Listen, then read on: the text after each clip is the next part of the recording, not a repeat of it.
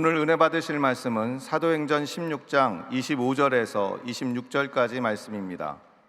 사도행전 16장 25절에서 26절까지 말씀을 다 같이 봉독하겠습니다.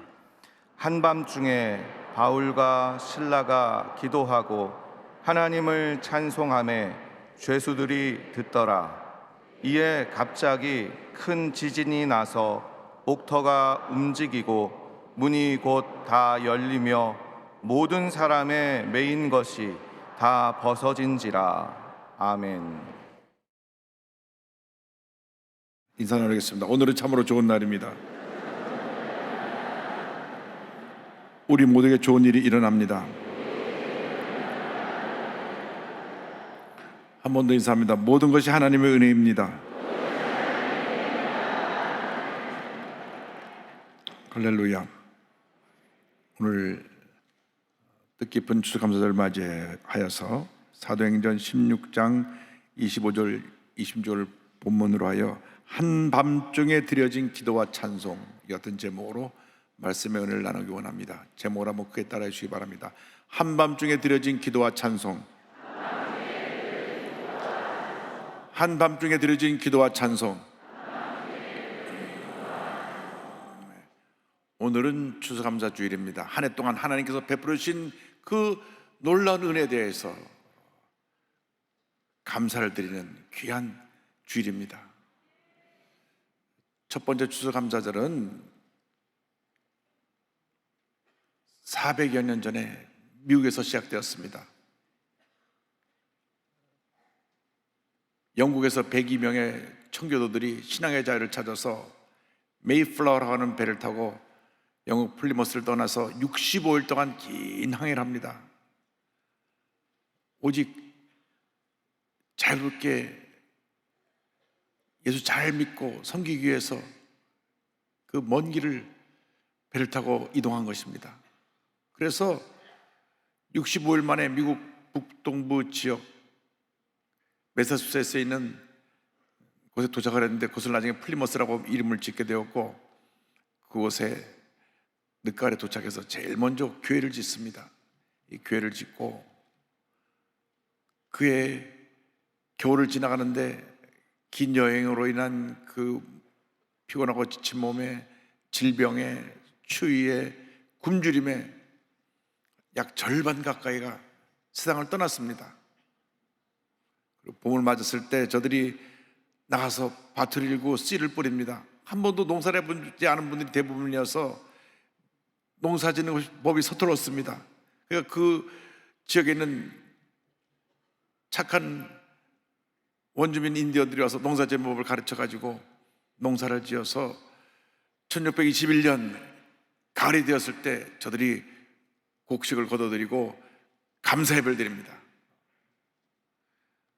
마땅히 먹을 고기가 없으니까 야생에 다니는 칠면조 잡아서 음식을 해가지고 3일 동안 잔치를 하면서 자기들에게 농사법을 가르쳐준 인디언을 초청해서 감사의 축제를 갖게 된 것이 첫 번째 추수감사절이고, 이 전통이 미국 북동부 지역부터 시작해서 온 지역으로 퍼져서 미국 전 지역에서 11월 달이 되면 추수감사절기를 지키게 됐습니다. 그러다가 미국이 노예 문제로 에브라함 링컨 대통령 때 남과 북이 나뉘어져 전쟁을 하게 되었는데, 한참 전쟁 중인 1864년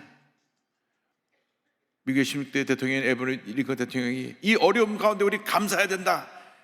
11월 넷째 목요일은 생스기빙 데이, 감사의 날이다. 그래서 국경일로 정했습니다. 그래서 미국에서 가장 큰 국경일이 추수감사절인데 수, 목, 금, 토, 일 닷새를 이 추수감사 절기로 저들이 지킵니다.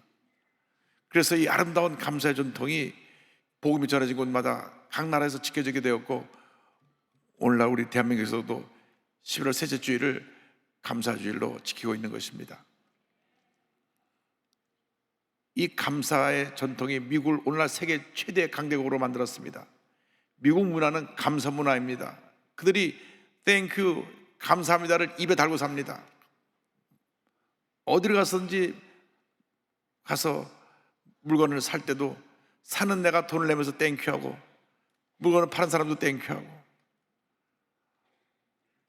미국에서는 거지들도 수준이 높아갖고 달러를 1불 5불 주면 우리한테 뭐라는지 아십니까? God bless you. 하나님이 당신을 축복하기 바랍니다. 본인이 하나님의 축복을 많이 받아야 되는데 오히려 우리 보러 God bless you. 하나님이 당신을 축복하기 바랍니다. 아주 미국 거지들은 수준도 높아요. 영어도 잘하고 또 동양에만 축복도 하고 God bless you, God bless you. 어쨌든 그래서 미국이 복을 받아서 세계 최대 강대국으로 부강한 나라로 잘 살고 있는 것입니다. 여러분, 우리 신앙생활의 가장 중요한 모습이 감사입니다. 왜냐하면 나 같은 죄인이 구원받아 하나님 자녀가 되었기 때문에 우리 삶은 예수 믿는 그날부터 하늘나라 갈 때까지 첫째도 감사요, 둘째도 감사요, 마지막도 감사인 것입니다. 죄와 절망 가운데 살다가 죄와 절망 가운데 죽어갈 수밖에 없었던 우리들이 웬일인지 하나님의 택함을 받아 예수 믿고 하나님의 자녀가 되었으니 이것은 일생일 때 기적이요 축복이요 은혜인 것입니다. 영원한 감사의 제목인 것입니다. 절대 감사의 삶이 우리 일생을 하나님의 큰 은혜와 축복으로 인도하는 것입니다. 오늘의 말씀은 사도 바울이 제2차 선교 여행 때 빌립보에서 일어난 일입니다.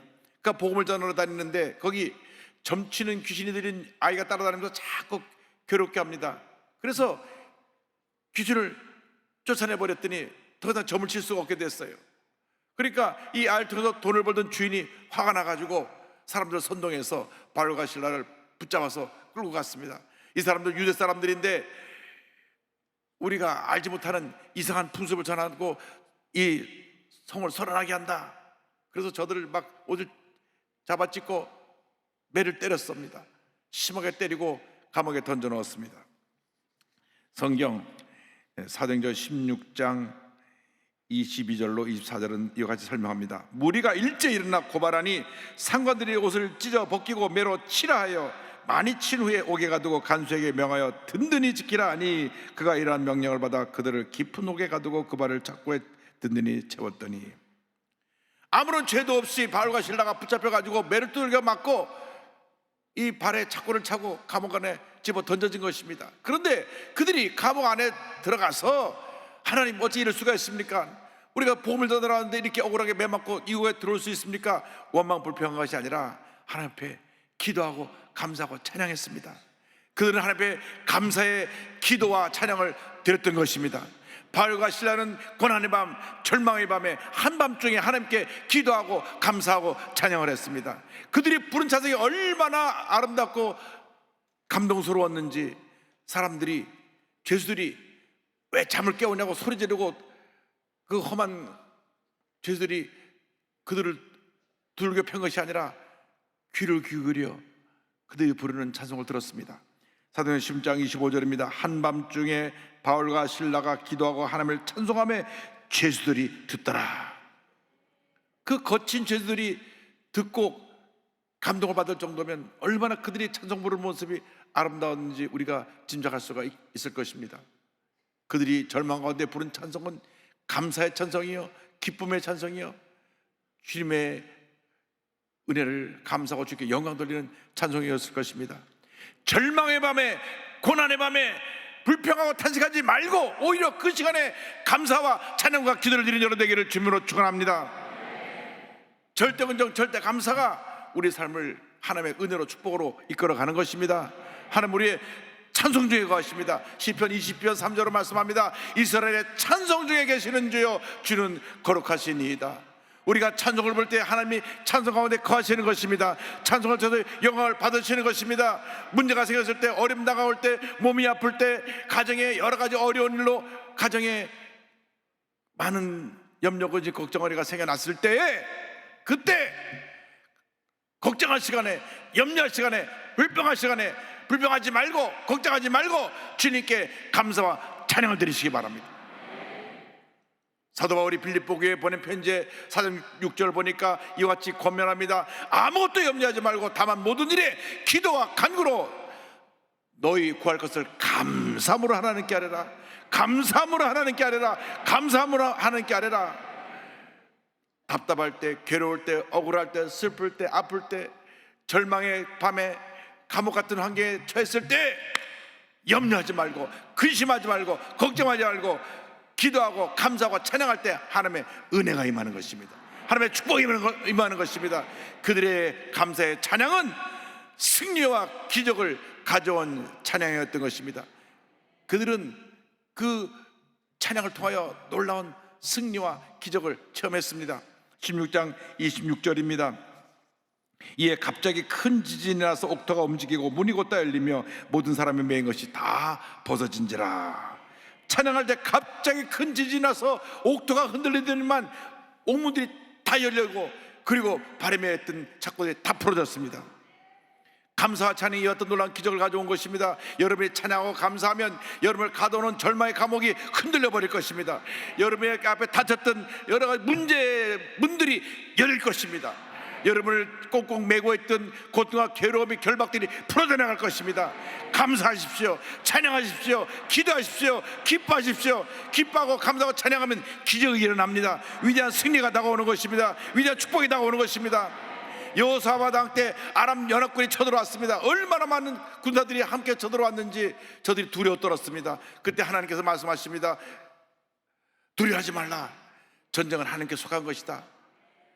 이 말씀 받고 하나님이 함께 하시니 우리 어떻게 할까? 함께 모여 의논했습니다. 여호사밧 왕이 말합니다.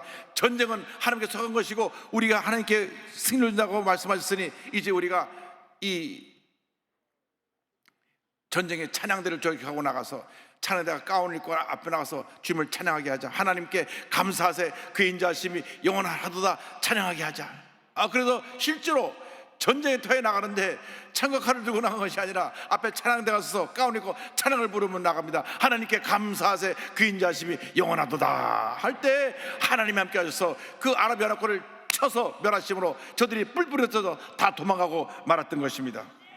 역대하 20장 21절 22절입니다. 백성과 더불어 의논하고 노래하는 자들을 택하여 거룩한 예복을 입히고 군대 앞에서 행진하며 야훼를 찬송하여 이르기를 야훼께 감사하세. 그 인자심이 영원하다 하게 하였더니 그 노래와 찬송이 시작될 때에 야훼께서 보병을 둬 유다를 치러 온 암몬 자손과 모압과 세산 주민들을 치게 하심으로 그들이 패하였으니. 할렐루야. 감사의 찬양이 승리를 가져온 것입니다. 기적을 가져온 것입니다. 힘들고 어려울 때 기도하고 감사하고 찬양하는 여러분 되기를 바랍니다. 하나님의 은혜가 임할 것입니다. 하나님의 기적이 임할 것입니다. 치료가 임할 것입니다. 회복의 은혜가 임하게 될 것입니다. 감사하고 기도하고 찬양하면 여러분을 가둬놨던 절망의 감옥을 하나님이 흔들어 버리실 것입니다. 여러분 앞에 닫혔던 모든 문제의 문들이 다 열려질 것입니다. 여러분을 묶고 있던 모든 고난의 사슬들이 다 풀어질 것입니다. 염려할 시간에 감사하고, 걱정할 시간에 찬양하고, 괴로워할 시간에 감사하며 나간 여러분 되기를 주님으로 축원합니다. 이 감사의 기도와 찬양이 위대한 구원의 역사를 가져왔습니다. 그들이 부른 찬양은 구원의 기도와 찬양이 되었습니다. 바울과 실라가 하나님 앞에 감사하고 찬양할 때 옥토가 흔들리고 옥문이 다 열리니까 그를 지키던 간수가 깜짝 놀랐습니다. 자다가 깨보니까, 흔들어서 깨보니까 옥문들이 다 열렸어요. 그 당시 죄수를 지키던 간수가 죄수가 도망가면, 탈옥하면 대신 사형을 당했습니다. 어차피 날이 밝으면 내가 사형에 처할 터인데 명예롭게 내가 스스로 목숨을 끊자고 칼을 빼서 자결하려고 했습니다. 그때 사도 바울이 이를 말렸습니다. 사도행전 10장 27절입니다. 간수가 자다가 깨어 옥문들이 열린 것을 보고 죄수들이 도망한 줄 생각하고 칼을 빼어 자결하려 하거늘. 그때 사도 바울이 외칩니다. 28절입니다. 바울이 크게 소리질러 이르되 내 몸을 상하지 말라. 우리가 다 여기 있노라 하니. 이 말을 듣자 간수가 깜짝 놀랐습니다. 저 사람들은 보통 사람들이 아니구나. 그래서 그가 들어서 엎드려 이같이 말을 합니다. 29절 30절에 간수가 등불을 달라고 하며 뛰어들어가 무서워 떨며 바울과 실라 앞에 엎드리고 그들을 데리고 나가 이르되 선생들아 내가 어떻게 하여야 구원을 받으리까 하거늘. 묻습니다. 선생들이여 내가 어떻게 하여야 구원을 받으리까? 조금 더 붙잡을 때는 이놈저놈하고 욕을 했을 터인데 아주 호칭이 바뀌었습니다. 선생님들 내가 어떻게 해야 구원을 받을 수 있겠습니까?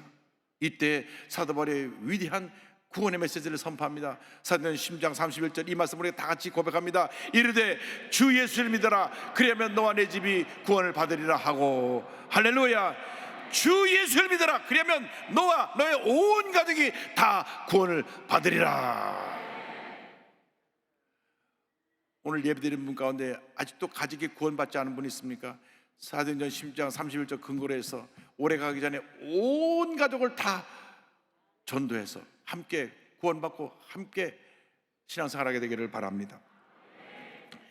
이 말씀 듣고 저가 간수가 바울과 실라를 집으로 모시고 가서 온 가족이 말씀을 듣고 침례를 받고 교인이 되었습니다. 32절입니다. 주의 말씀을 그 사람과 그 집에 있는 모든 사람에게 전하더라. 33절 34절에 그 밤 그 시각에 간수가 그들을 데려다가 그 맡은 자리를 씻어주고 자기와 그 온 가족이 다 침례를 받은 후 그들을 데리고 자기 집에 올라가서 음식을 차려주고 그와 온 집안이 하나님을 믿음으로 크게 기뻐하니라. 온 가족이 다 구원을 받은 것입니다. 온 가족들이 다 크리스찬이 된 것입니다. 여기서 그 위대한 빌립보 교회가 탄생하게 되었습니다. 빌립보 교회는 그냥 생기는 것이 아니라 사도 바울이 옥에 들어가서 매를 맞고 하나님 앞에 감사할 때 생겨난 교회입니다. 위대한 교회가 되었고 초대교회에 큰 선교 업적을 남긴 교회가 되었고, 이 빌립보 교회는 지금 저렇게 흔적만 남아있지만은 사도 바울이 가는 곳마다 선교 헌금을 보냅니다. 어디를 가든 선교를 하든지 사도 바울에게 선교 헌금을 보내고 사도 바울에서 기도한 교회가 되었습니다. 그래서 사도 바울이 너무 감사해서 그가 감옥에 갇혔을 때 빌립보 교회가 에다 편지를 씁니다. 이렇게 나의 선한 사역에 계속해서 처음부터 참여해서 지금까지 나를 도와주는 빌립보 교인들 너무나 감사하다. 그래서 그것이 오늘날 성경책이 되어서 빌립보서로 남게 되었습니다. 사도 바울이 감옥에 갇혔을 때 감옥에서 탄생된 빌립보 교회에 보낸 편지가 빌립보서다. 이 빌립보 교회는 감옥과 연관이 있습니다. 그런데 하나님께서 이 빌립보 교회에 복을 주셔서 빌립보 교회를 통해서 사도 바울의 선교를 돕게 했고, 빌립보서에 있는 그 주옥 같은 말씀들이 오늘날 우리에게도 큰 은혜와 감동을 주고 있는 것입니다. 어떠한 절망에 처했다고 할지라도 천국 소망을 가지고 우리가 믿음으로 전진해 나가야 되는 것입니다. 위대한 믿음의 용사가 되어야 되는 것입니다. 누가 나에게 뭐라고 한다고 흔들리고 낙심하고 상처받고 하는 것이 아니라 입만 열면 감사하고 또 감사하고 또 감사하고 또 감사하고 또 감사하는 여러분 모두가 되기를 바랍니다. 불평하고 원망하고 부정적인 얘기를 하는 사람은 무슨 일 해도 되는 일이 없습니다.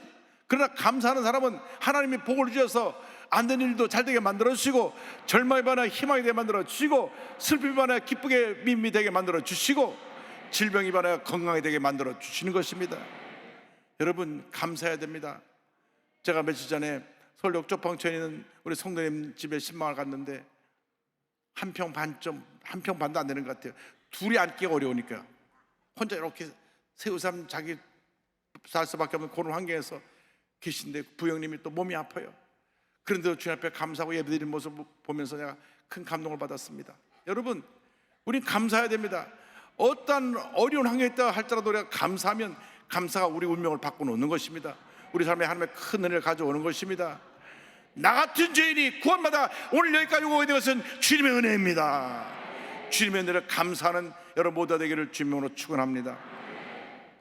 다니엘 비틀 목사님이 계신데, 이 목사님이 하나님의 은혜라고 한 찬송을 지었는데, 이 찬송에 곡을 붙인 분은 제임스 맥그라나한이라고 하는 목사님이 곡을 붙였습니다. 이 곡이 무디 목사님과 함께 사역하시던 생키 목사님이 찬송을 만들어서 보험성을 만들어서 1883년에 소개가 됐는데, 그 찬송의 배경은